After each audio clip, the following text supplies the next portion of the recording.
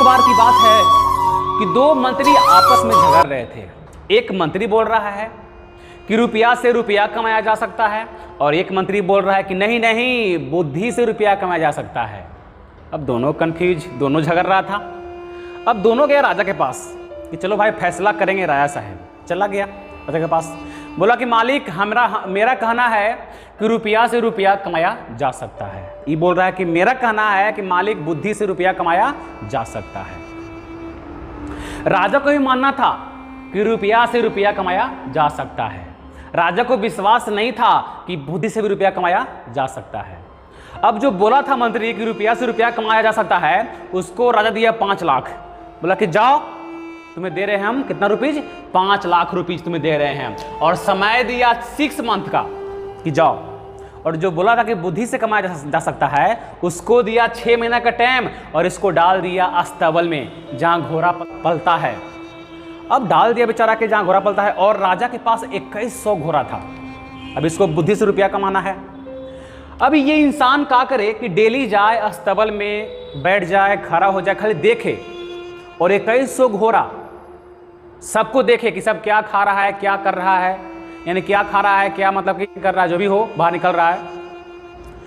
1 महीना हो गया। अब वहां का जितना था वर्कर इसे पूछा कि मालिक आप क्या देख रहे हो, आपको मैं देख रहा हूं 1 महीने से डेली आप आते हो और खाली देखते हो चले जाते हो, कुछ बोलते नहीं हो।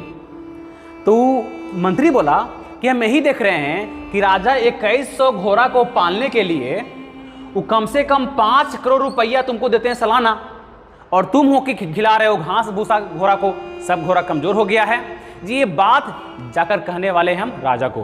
अब तुम्हारा क्या होगा तुम जानो, हम जा रहे हैं कहने। तो बोला कि मालिक पेट पे लात मत मारो मालिक, आप लो 10 लाख है और यहीं पे मामला सिमट दो। ये मंत्री को 10 लाख मिला और ये आया कि राजा साहब लीजिए रुपया, लीजिए कितना, 10 लाख।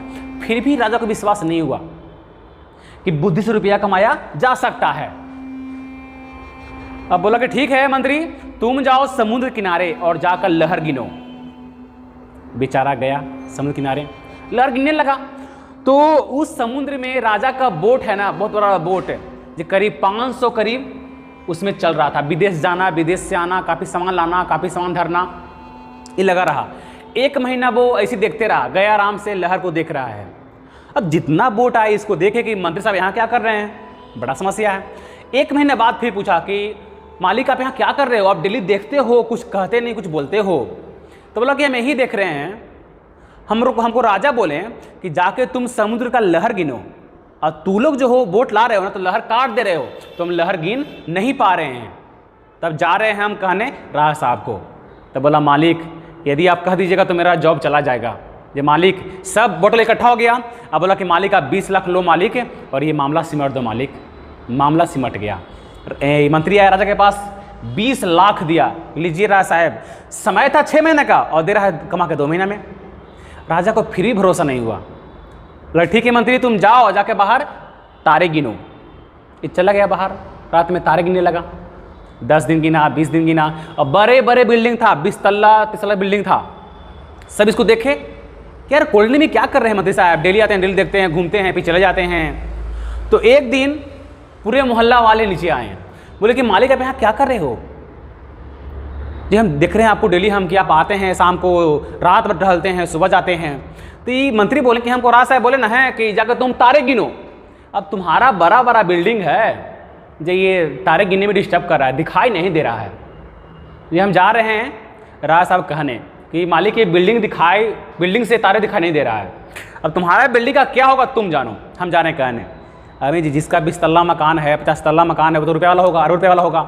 पूरे कॉलोनी में सब इकट्ठा हुआ और सब 1 करोड़ रुपया इकट्ठा किया तहसीला। बोला कि मंत्री साहब लीजिए और रफा ताफा साफ कर दीजिए, ये कम से कम मेरा बिल्डिंग बच जाएगा। तो राजा हुक्म चला दिया कि बिल्डिंग तोड़ो तो तोड़ना पड़ेगा। तो वो 1 करोड़ लिया और आया किसके पास, राजा के पास। लीजिए राजा साहेब 1 करोड़ रुपया जो हम बुद्धि से कमा के यहाँ लाए हैं। यानी यहाँ से ये बात प्रूफ होता है कि धन चाहे पैकेट में कितना भी हो, हम लोग बिना बुद्धि के रुपया कमा नहीं सकते हैं। और जो ले गया था 5 लाख, वो 5 लाख में 2 लाख खर्चा कर दिया। वो उधर टहल रहा है, आई 6 महीना में 6 रुपया कमा के दे दिया राजा को। यानी बुद्धि है तो दुनिया का हर एक चीज़ अपने हाथों में है, और बुद्धि नहीं है तो जो चीज़ रहेगा वो भी खत्म हो जाएगा।